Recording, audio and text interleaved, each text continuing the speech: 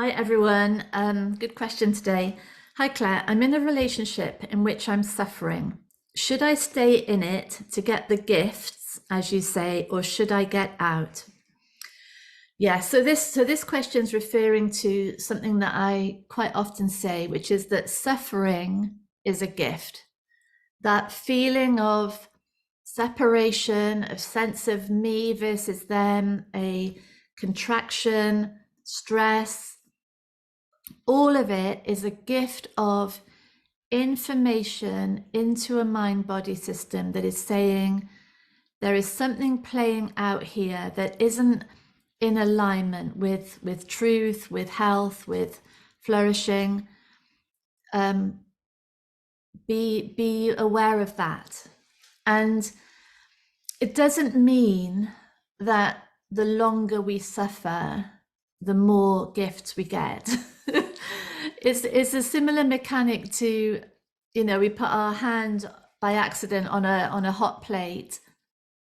The pain in the hand, the suffering in the hand is instantly saying, move the hand. Something is harmful here. Something is not good for the body. Move.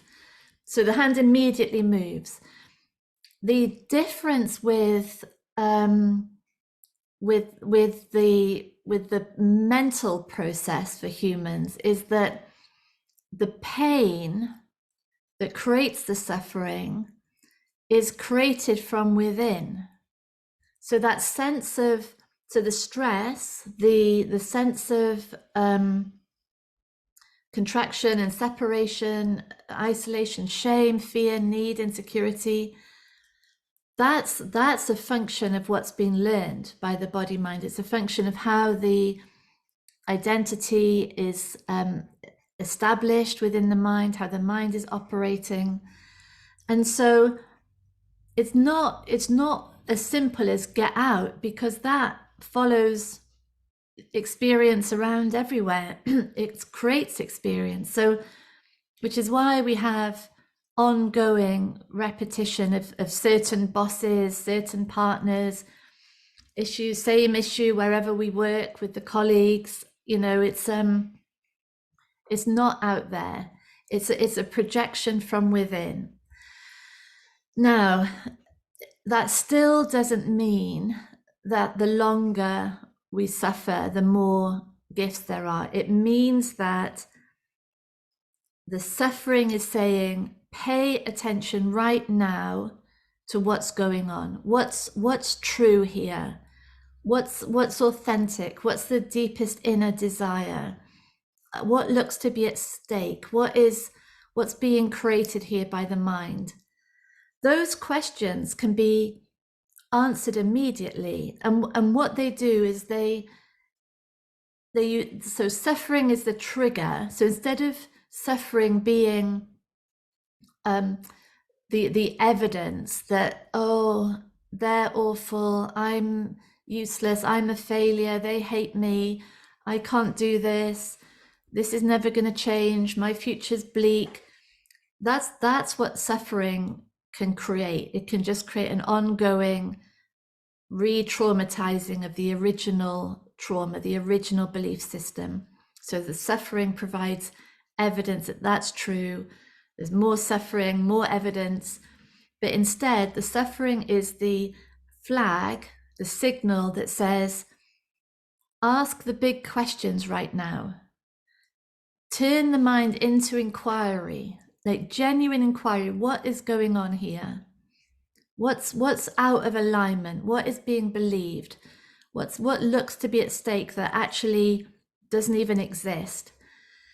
Those big questions can be asked straight away. We don't need to suffer for decades.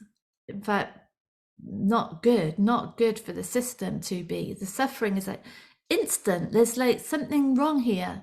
So the big questions are prompted by the suffering, and what the questions do is, instead of maintaining a lived experience of separation, they demonstrate, or they show through inquiry, through presence, that this whole situation is a function of a belief system, and of things that are wanted that can't possibly be achieved in this situation, or even that the things that are wanted are being actively pushed away by a confused mind, a confused system.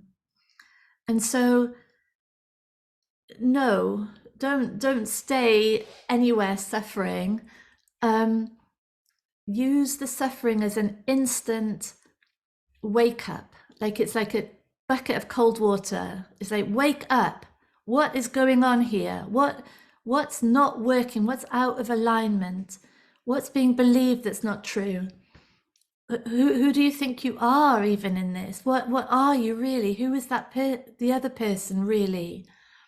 These are the huge questions that bring the mind back ultimately into accountability.